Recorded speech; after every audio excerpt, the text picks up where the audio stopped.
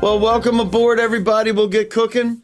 We're talking about protecting OT, which stands for, apparently, that stands for operational technology, Shantanu. Exactly. Football days are over, so it's no longer overtime. That's right. There's no football. All right. Then, so we appreciate you guys joining us. In fact, we want to welcome all the agencies. If I missed yours, I'll make sure I'll make it up on the next time. We'll get it updated. But we have a lot of folks from the military coming in. And we have folks from VA. I saw some folks from CMS, as HHS, FDA. Appreciate you guys joining us. And military health system with Defense Health Administration. Awesome. Very, very glad, excuse me, glad that you decided to join us today. Real quick disclaimer, we're not affiliated. Neither is Divine affiliated or endorsed by any, well, actually, you're endorsed by GSA, but this event is not affiliated or endorsed by GSA or any agency. It's provided for informational purposes only. And if you participate on this, we love participation. GSA gave this to us, by the way, so that you're not obligated to buy from anybody that's here, including Divine. And the session is being recorded, so it will be distributed afterwards. So I want to make sure you have that. A couple things for us, Shantanu. Here we go. Dominique, best briefing ever. This is the best briefing ever. If I'm able to apply the information in my current workload, we certainly hope you can do that, right, Dominique? All right, Stacy, best practices for government agencies were compiled for metrics. Shantanu, we're going to talk about best practices, right? The compiling for the metrics probably is a secondary conversation for Stacy. So you're welcome to reach out afterwards and make sure you can tie all those things together.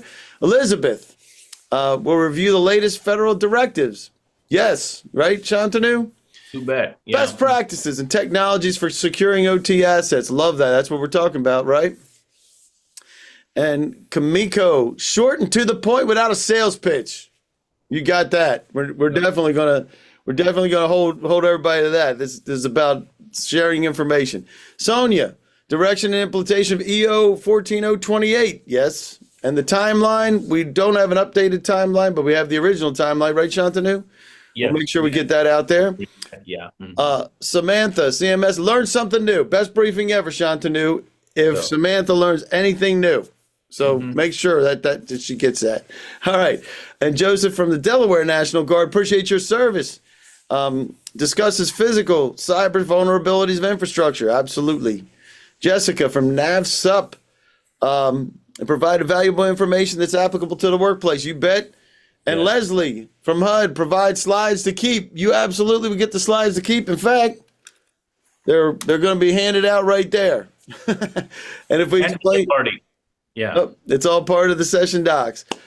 Sharon from the VA, we explain the safety and security is everyone's business. I love that, Sharon. That is a great, great point because it's not just your IT people, right, Shantanu?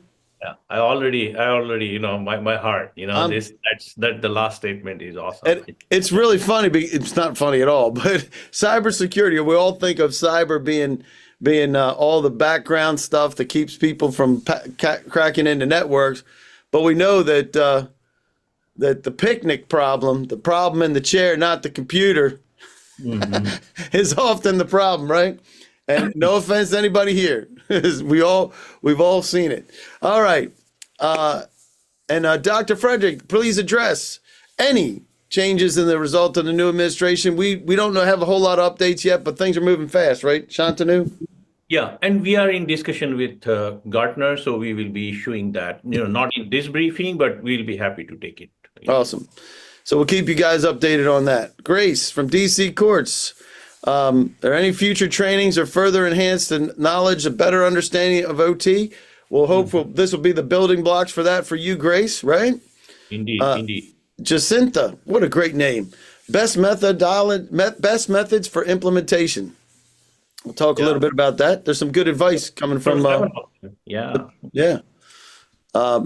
from EPA. Continuity of cybersecurity. That's a good one. Carmen, Vitara, and the PSC and NAICS codes. That sounds like Carmen is in procurement. Love that. I don't know how much we're going to dive into Vitara, but Carmen, I want to make sure you walk away with everything that you need. So we'll do a follow-up with that and make sure you get what you need. Does that sound good?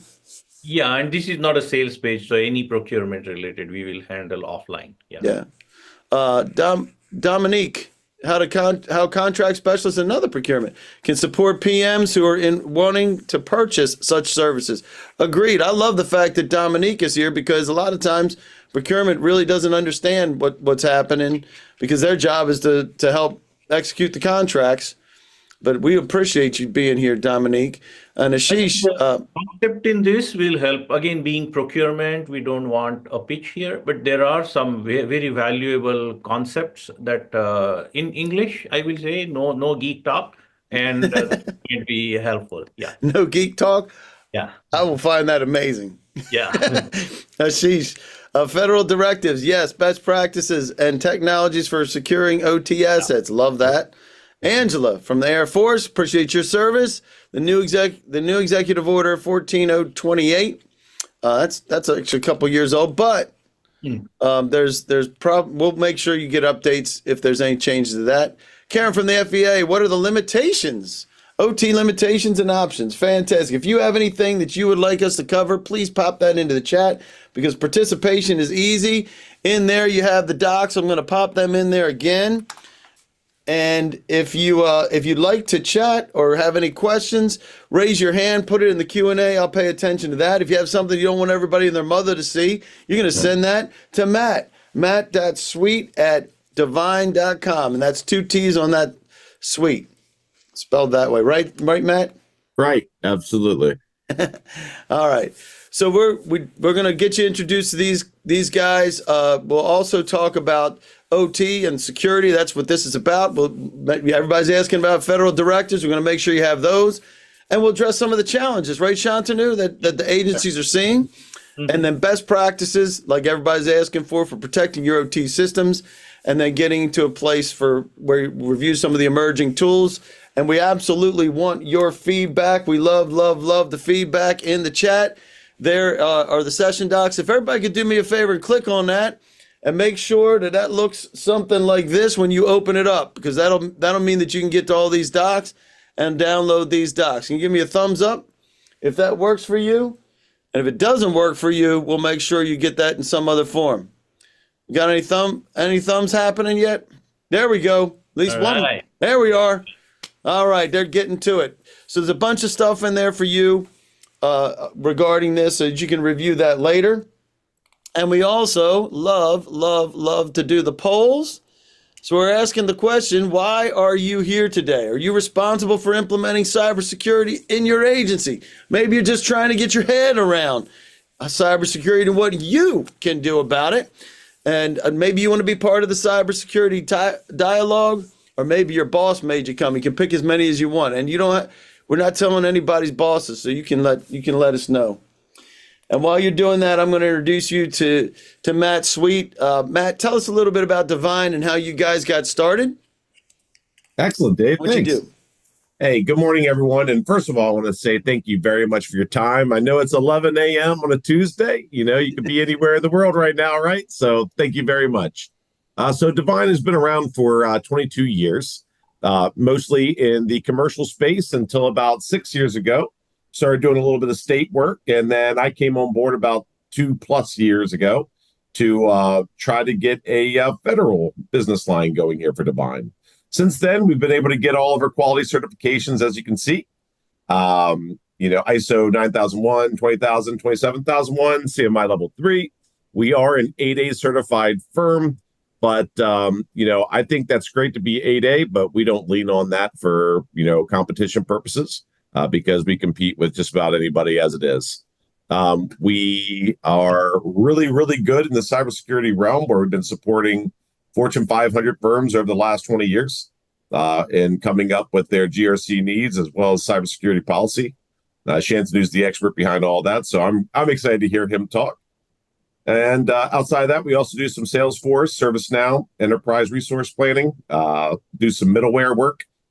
So kind of anything you can think of IT world, where we've been around it and touched it in some aspect over the last few decades. So if you do have any questions, this isn't a sales pitch here, but after the presentation, or if anything else comes up, please reach out at any time and I'll be glad to help you. Absolutely. And we appreciate all that you're doing for folks. I know you're talking to folks every day, Matt, and you're gathering this information so you can help these folks every time they need some help with the cyber, as well as, like you mentioned, Salesforce and things like that. So Shantanu, how do you say your last name, Shantanu? Shantanu Govilkar. Govilkar. Govilkar. Fantastic. Yeah. Well, welcome aboard, Shantanu. And you have a lot of experience in your certified global CISO, Chief Information Security Officer, for those of you who don't know what that means. And then you serve on advisory boards, InfraGard, as well as WAMSA, which is the Women's Security Alliance, and a curriculum advisor. Now, what does a curriculum advisor do? So we, as an industry practitioners, we work with the universities to design the curriculum so that it is relevant for the market, so that what the new breed of students is learning is relevant for their job, essentially. Like, we don't want to be teaching COBOL anymore, right? So not a whole lot of COBOL, although you'd be amazed at how many green screens there are still in the federal government. We know a little bit about that. So I appreciate you joining us and bringing your expertise here. Give us some overview on the terminologies that you're going to use for folks that aren't propeller heads like you are. All right. Yeah. And with that propeller, I lost my hair. Cleaned it up. So, and also I saw some comments popped up. So for those who are not able to access the documents, we will personally follow up and make sure that you receive it in some way or shape. Yeah, we'll get it emailed over to you. Some time to do that one-on-one, in that sense. Yeah. Yep. I think websites are getting blocked, Dave, somewhere. So for some participants. And sometimes it does, and that's why I was asking. If it doesn't make it through, we'll make sure we send you the docs. Yeah. So, and I think some are using Edge, and I'm not sure how Edge works. Yeah. So whoever is not able to access, please, I request, do put in a chat window. You're not able to. That way we know and we will follow up individually and make sure. And it should, like I said, this should look like this, and you should be able to just pop these open and download the handbooks. But if you have cybersecurity controls, and sometimes they block things. So I know, Dave, what you're saying. Blame it on me, the CISO, right? Yeah. That's right. It's your fault. Yeah. Okay, so let's get on the OT, operational technology, and you'll see a little a schematic diagram there, because OT is an ocean, a vast ocean, and as we are tightening our IT information technology defenses, the hackers world over are changing and pointing their guns to operational technology, because that is an often overlooked area. And it starts from definition. So I won't go through every little acronym there, but as you can see, the wide-ranging term I'm using for operational technology is about combination of 7 to 8 different types of technologies that could categorize as a master OT category. And without loss of generality, I will stick with the word OT. That way, we are having a very simple concept to deal with. I can spend an hour only on this slide explaining, the SCADA and DPC and, all that, but I think we'll keep it for some other time. If anybody is interested for deep dive there, I'll be happy to do 30-minute, one-on-one on that. I think the unique part of OT is especially the last, and that's why I have kept it last, the cyber physical systems, which are like really card readers or video cameras, and those are becoming the I would say more prominent attack vectors. There are 47,000 unsecured cameras in the country, and 47,000 for the entire US may look like a small number, but it's it's an army of one, right? If they can get in from one and they make a lateral shift, the whole infrastructure could be compromised. So that number is, and that cyber physical is something we will talk a little more later about. Next slide, please. Yeah. You bet. So I'm going to ask this. Do you think that OT cybersecurity is relevant to your agency? And looking at that, what you have painted here, I hope everybody answers this question right. So as we're as we're looking at this, where do we start when we're talking about trying to?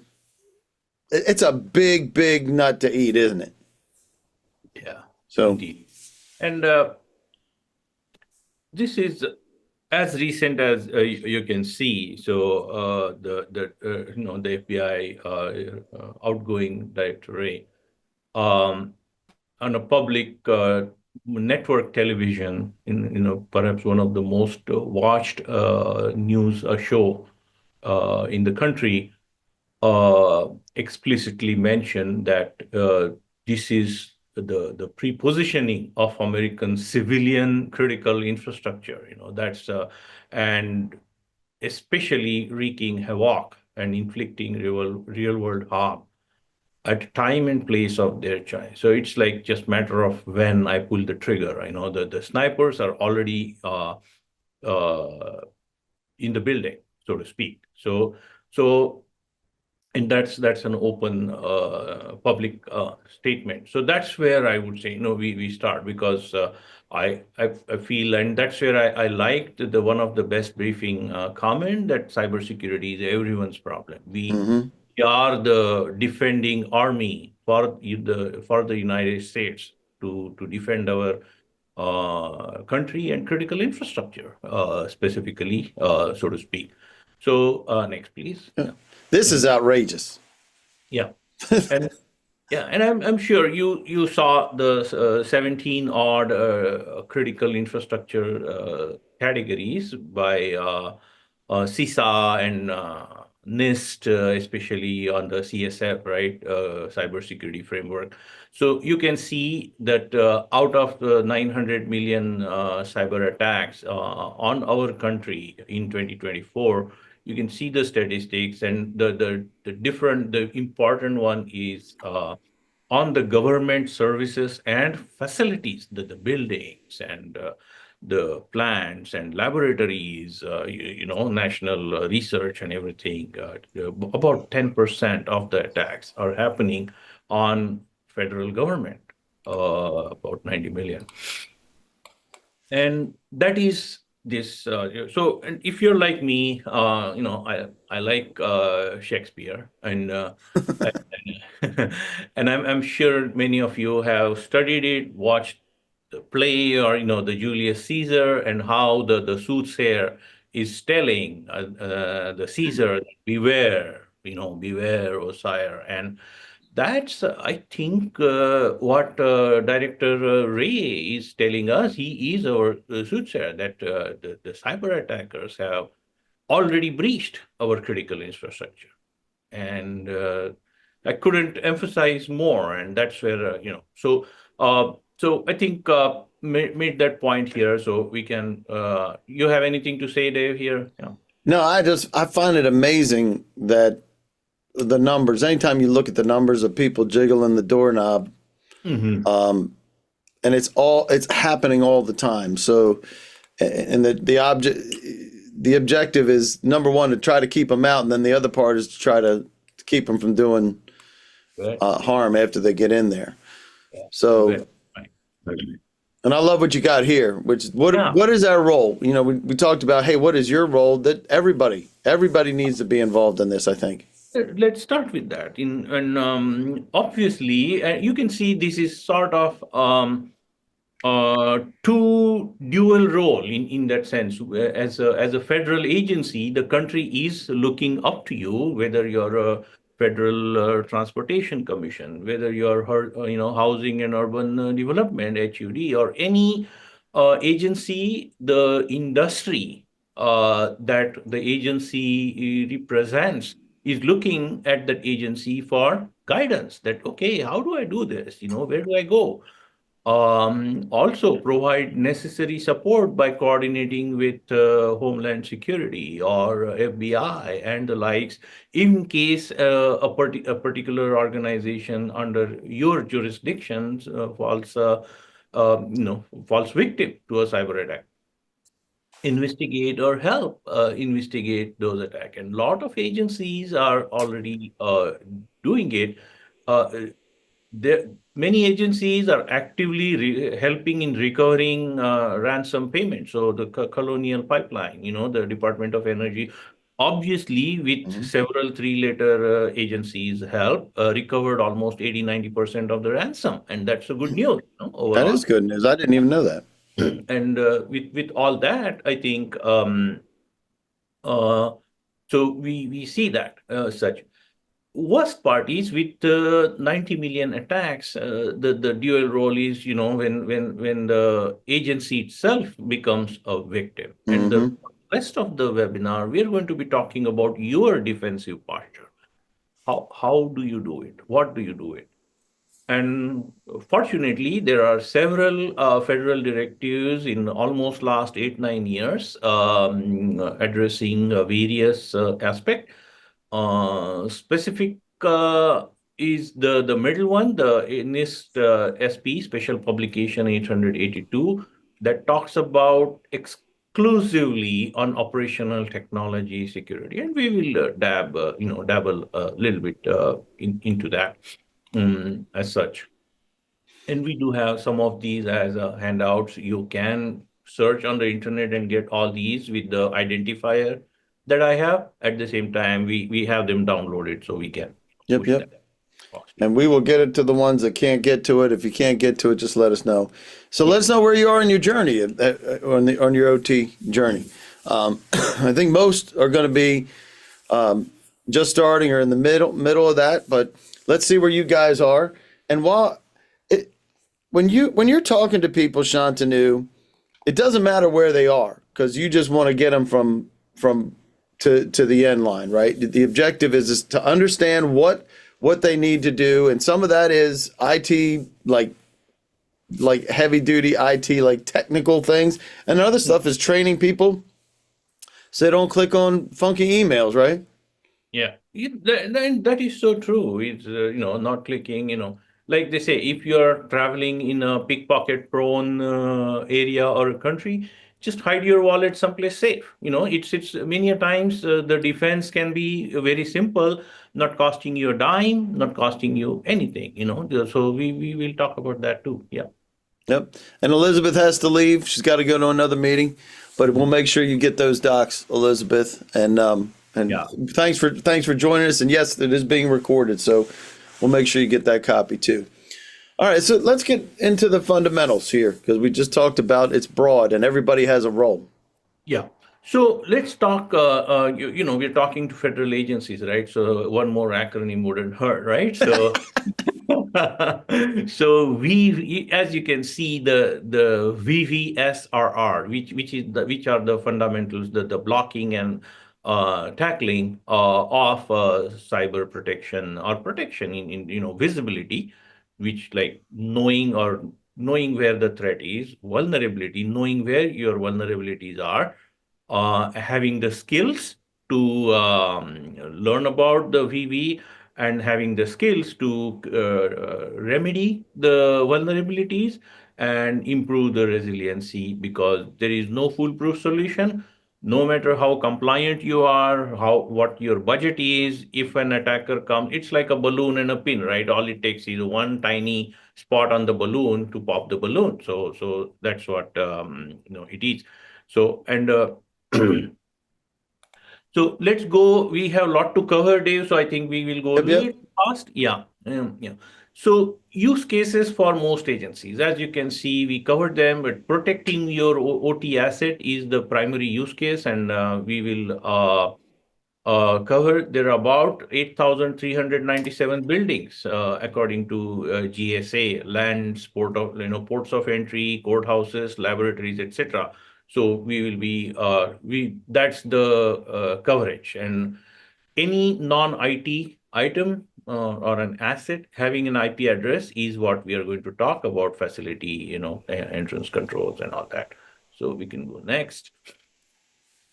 So a federal property, let's just look at I will start with the surveillance camera. It's necessary these days, and that's what I was talking about. There are 47,000 unsecured. Many times the user ID password for those cameras are manufacturer supplied, Scott Tiger, and they never change it. So it's easy to get hacked into. Building access, then smart plugs, outlets, smart cars parked near your network, and if there is not enough air gap defense, people I can never even thought of that. So because your cars have Wi-Fi now and they're connected.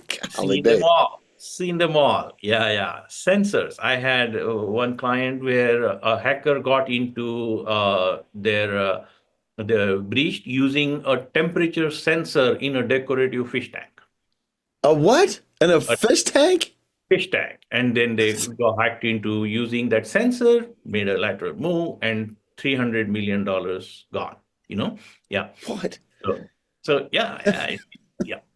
And especially, I know RTO, return to office, is becoming a mandate these days, but there are situations where people do work from home and they use Absolutely. home Wi-Fi and home IoT. So every possible direction you will see could be a vulnerability. And yeah. So what are the common cyber OT attacks? Again, this is a list. We'll move, but I want to mention that, physical sabotage is only relevant for OT, right? In that sense, if somebody breaking into the pipeline or a manufacturing. But otherwise, you will see many of the attack vectors are usual suspect, but the comparison stops there. There are enormous differences in patching operational technology, enormous differences in attacking operational technology, although the methods, the labels of the methods, I can say, are same. Next, please. Yeah.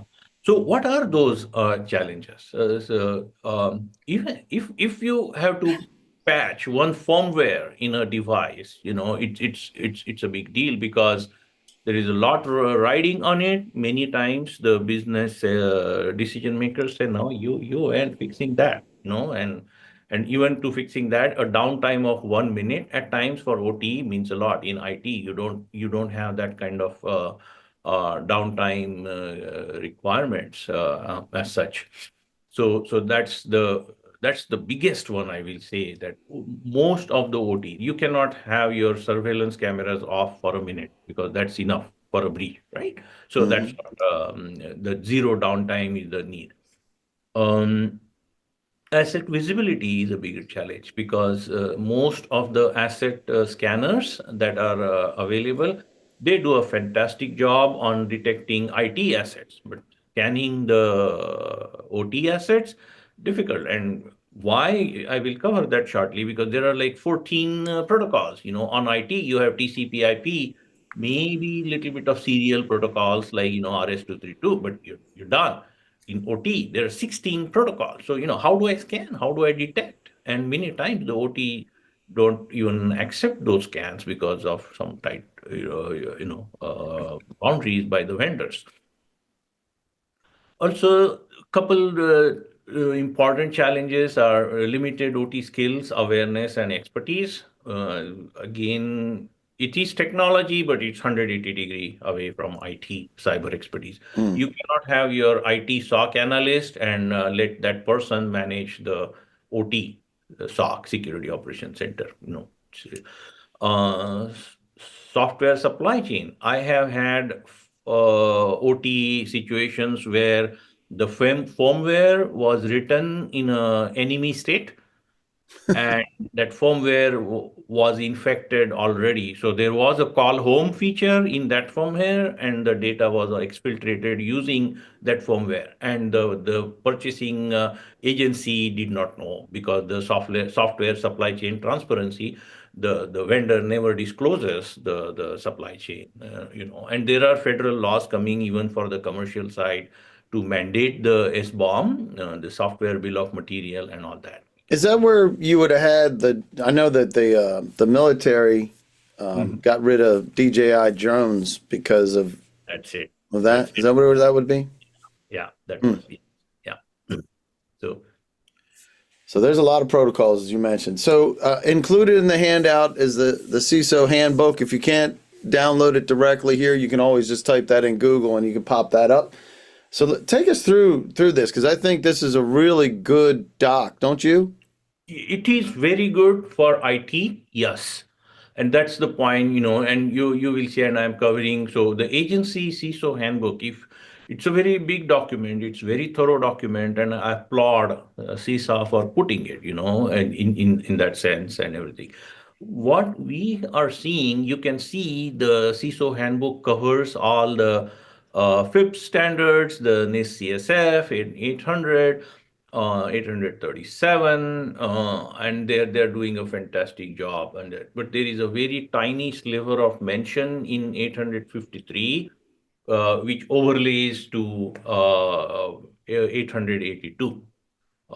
And even in the CISO handbook, the risk management framework that you see, the special publication 882, which as a practitioner and the damages we have seen as a helper to agencies and organizations should surface to in this RMF, that OT is a equally important risk, and we are not seeing that. And I'm sure there may be updates in, and since this is an educational, I'm taking the stand there that as a practitioner and a defender of the country, I think that 882 should be pushed up in the circle in the CISO handbook, so that the CISOs and agencies, there is an increasing awareness about the OT, because OT is kind of a forgotten stepchild, in many cases. Yeah. So unless there are any, I'll take a pause because we are switching to a different topic, best practices in that sense. So, Dave, are there any questions?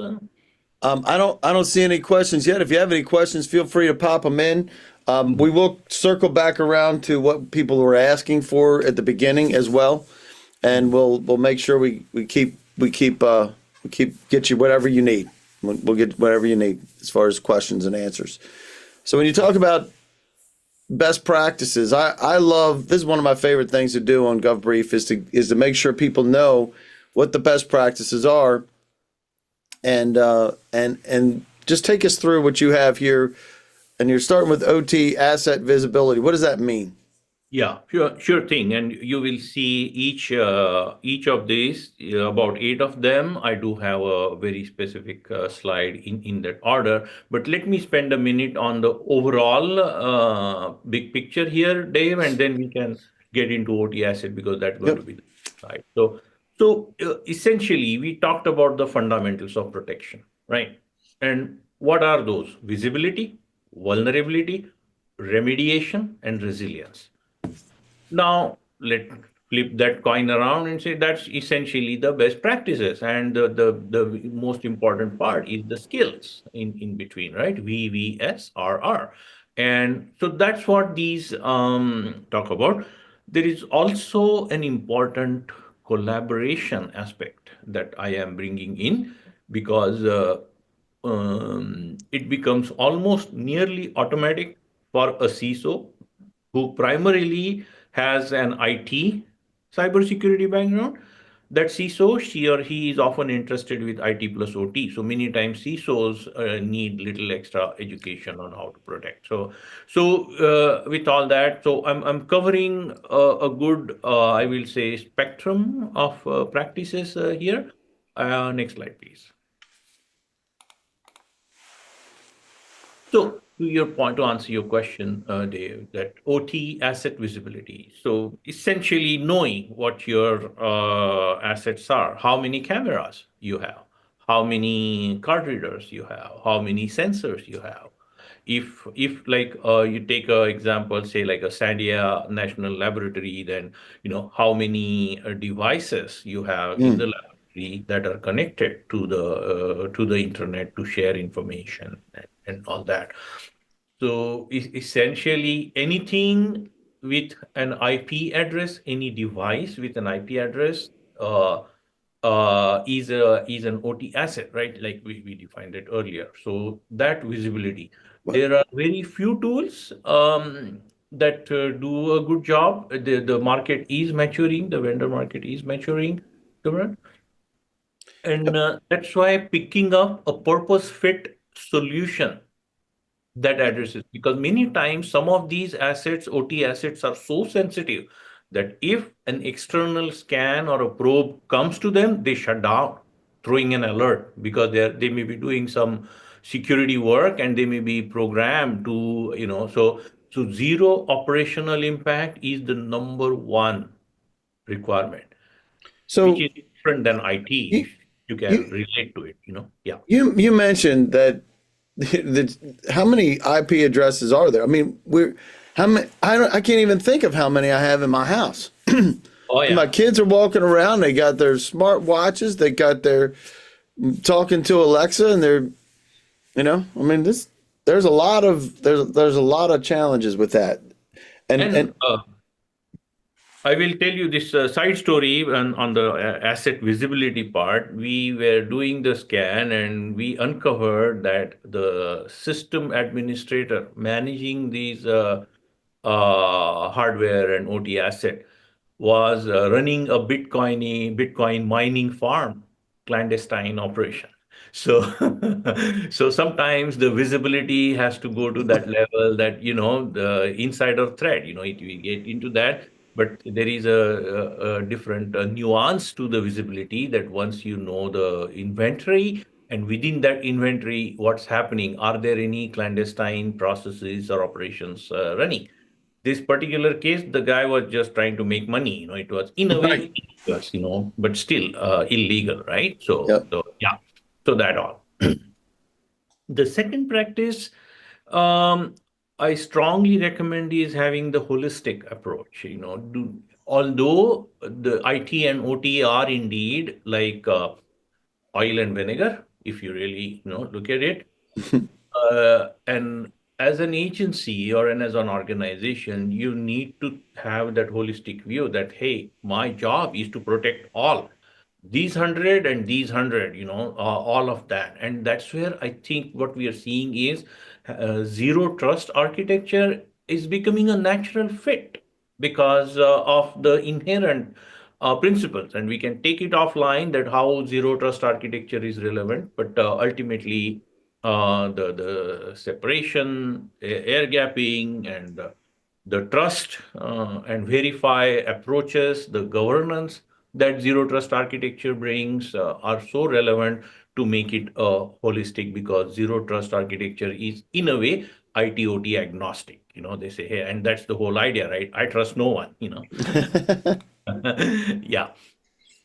And that eventually streamlining the governance, so and your governance processes, like we showed in that risk management framework diagram, that bring the 882, the OT standard, to the top and make it a part of your risk management framework, so that your risk register is now showing up the OT risks, that hey, we are having a Windows 95 operating system in 200 of our devices, and this could be nuclear research devices, and that's a risk, right?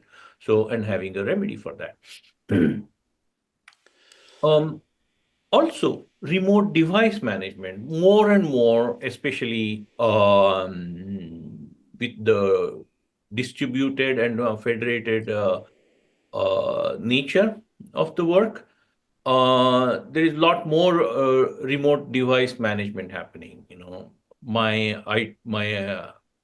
Our IT person can switch off anything in our company, in our facility, if there is any alert, and that. So that is good. However, that still becomes an attack vector, because what if that IT or OT administrators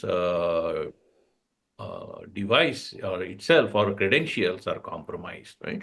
So doing that, especially with a near 100% cloud adoption for all these system administration kind of applications, the risks are becoming only higher. And that's why establishing the command and control C2 channels, and I'm sure every federal agency is aware of this and, the C2 channels, and also monitoring them as to what's happening, because that could be hijacked, or even the home or any other beacons you have, call home or beacons like that. That's how we found out that a particular firmware was sent, calling home to the enemy state, in a remote device management situation. And endpoint protection, that's where rubber meets the road. The This is a tricky one, and I'll tell you why. Because this is many times the endpoints are in the hands of people, and with people, I think they, like you said earlier, who is in the chair, that matters, right?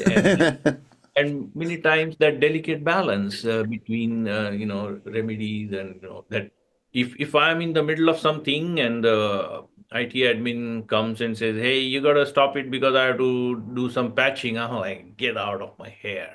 I don't like it, and lo and behold, that's the time some payload reaches.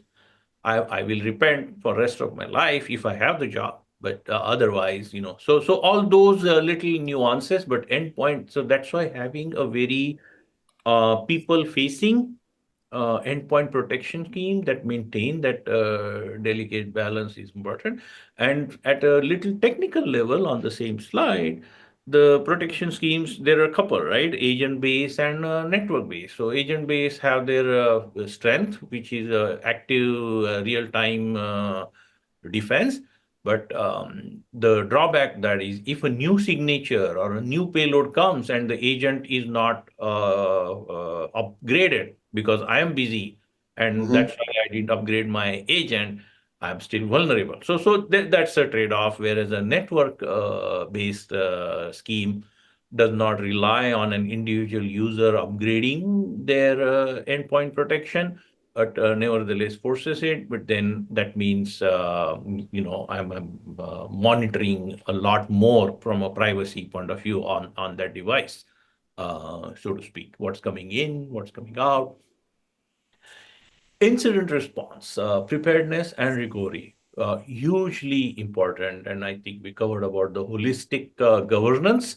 That holistic governance should feed into the holistic incident response. And more with the edge computing, everything on cloud, the end user view of IT and OT is kind of blurring, because an OT asset can be controlled from my desktop app or my mobile app. And that's where you see all of a sudden you have IT and OT together, and an incident could come from anywhere.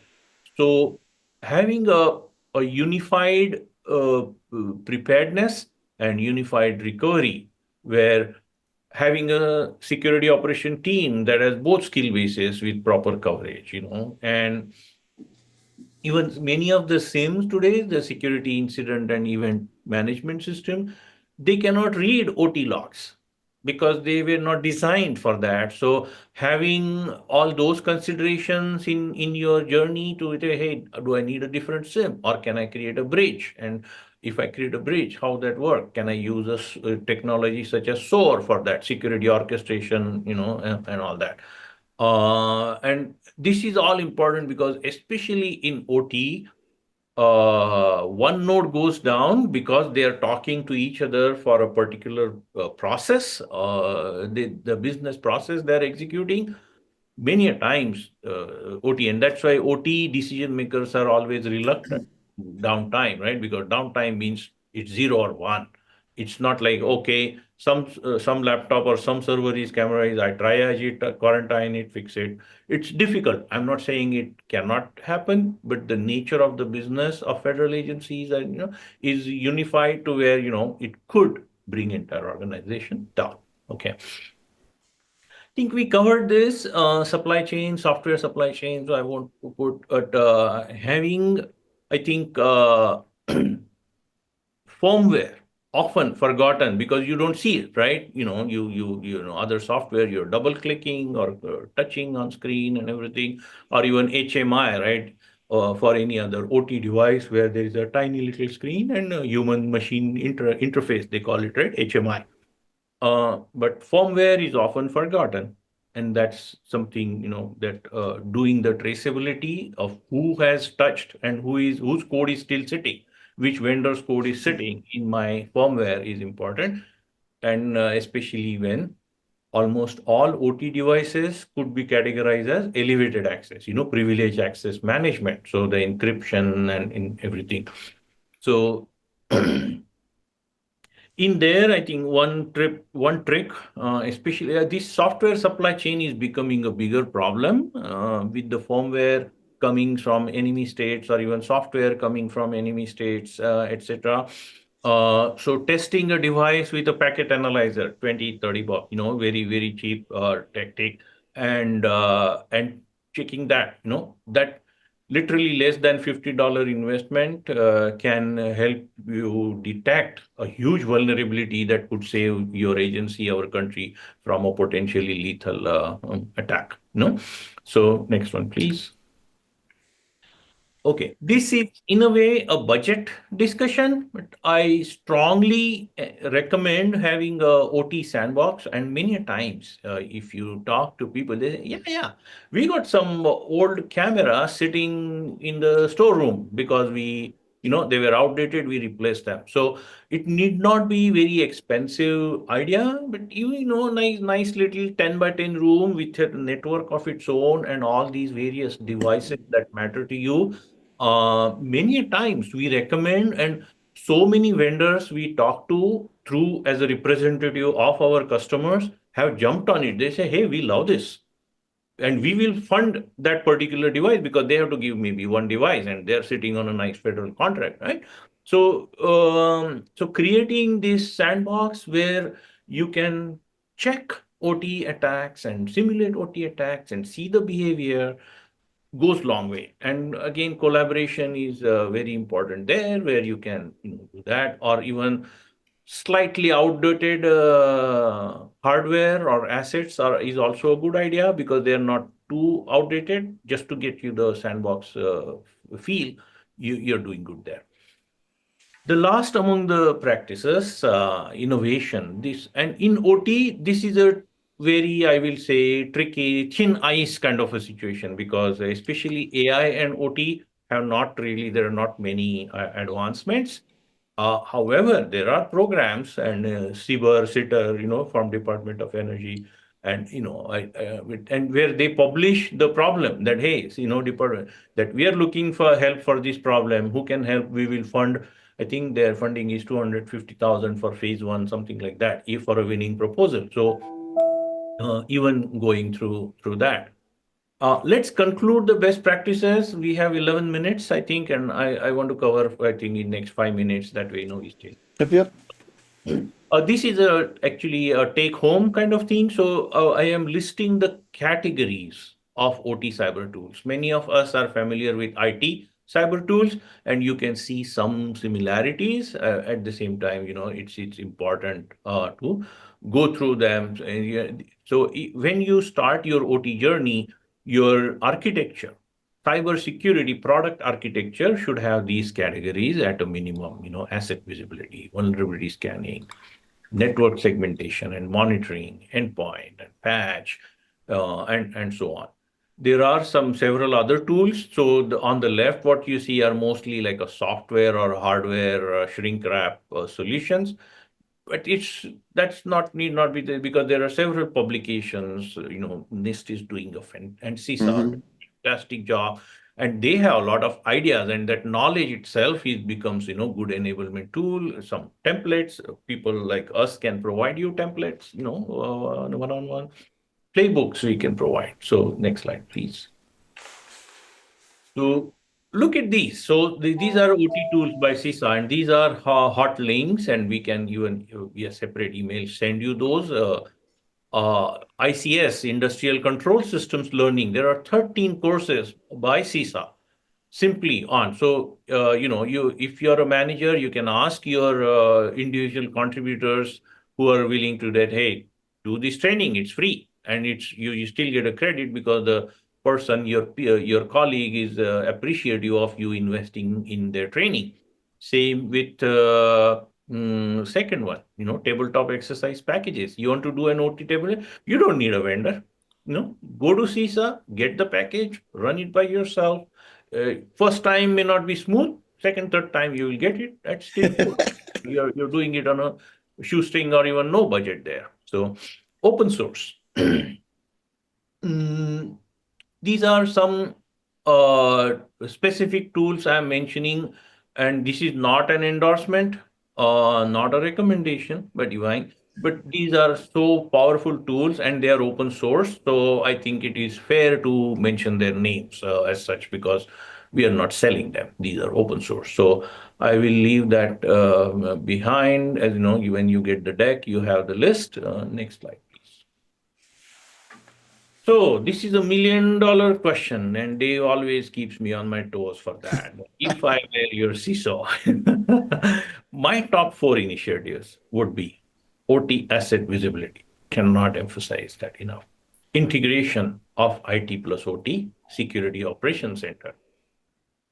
Third, clearing OT technology debt. I did not put that as a best practice because clearing a debt cannot be a best practice, right? You don't want that.